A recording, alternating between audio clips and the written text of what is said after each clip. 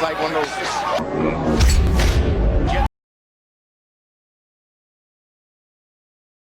So, but that kind of bit Devin Haney in the butt a little bit this time. 'Cause when you have an independent contractor or you're an independent boxer, you kind of have this issue when you're, like you said, you are basically available for the highest bidder. You basically, if you want that job, you have to take whatever comes, whoever pays the most money. That is how, instead of going on the zone, which we used to, he now has to fight on ESPN. That is how he lost on a lot of the negotiating points of this fight. He pretty much didn't have to read it, in my point of view. He pretty much just signed on the dotted line no matter what they put in there. So what you think about being an independent boxer now? You think that pays off still to be independent and having to go through these issues? Or you think it's probably better to have a promoter that kind of weed you through these issues? It pays off better to me when you have the leverage. Like, for example, Canelo independently can sign with any promotional banner he wants to. He's gonna get the best deal. He's gonna get the most money. He's gonna get what he wants because he's in that position.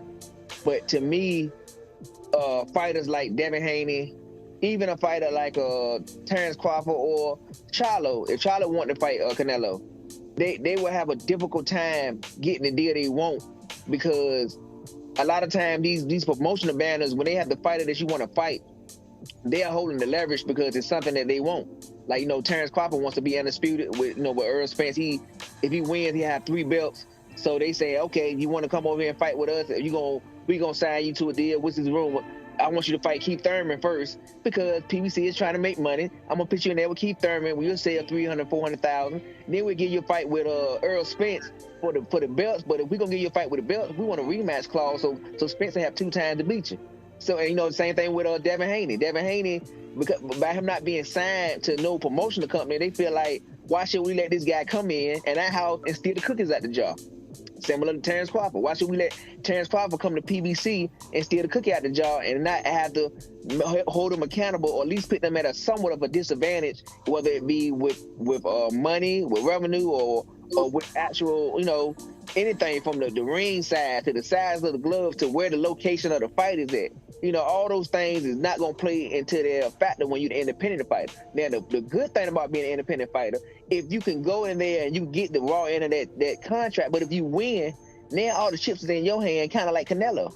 So you might have to make that sacrifice, which it sucks. But if you can win, then you the shot caller. So it's a give and take. But if you have I guess confidence in your skills that you gonna win and your skills pay the bill, I say take a chance and be independent, because if you win, you become the shot caller. I'm about to say something that's probably controversial to a lot of Haney fans. But even if Devin Haney somehow beats Kambosos and become undisputed, he still would be the second popular lightweight in the division, in my opinion. Because even though Tank only has 1 belt when he want to use it, and it's not even the real belt, Tank is still the money man in the division. So, and this move, in my opinion, why it is for legacy purposes, it is necessary. And like I say, I big it up. I love when a fighter does that. But I love when a fighter fights for legacy and put the chips on the table, man. Let his nuts hang. I love when a fighter does that. But it won't change his position at all. Excuse me. This won't change his position at all as being the second best lightweight, in my opinion. Because when you come to Tank for negotiating, Tank will still have a case on being the A side. He would still say, I have pay-per-view sales. This is my pay-per-view sales. This is what I generate. You don't generate nowhere near this, even though you have the belts. I want this. I want that in the contract. That's what, like you said, with Haney being independent contractor, he would have to bend a little bit on what he will and will not take.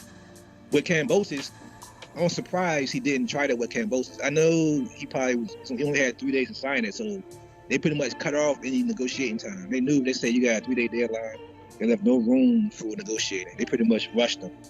So, but I'm pretty sure if he had more time, he would have put his numbers on Kambosos. Because Kambosos only had 1 great fight, and he wasn't even the headliner in the fight.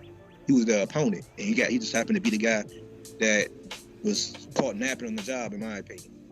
So if I was Devin Haney, if he had a promotional company, if Eddie Hearn really did his job, he would have leaned on him with his pay-per-view money and his generating power and got a better deal. That's pretty much where I'm coming from with these networks and these contractors. They kind of know what to do now with these independent fighters. They put a rush on them.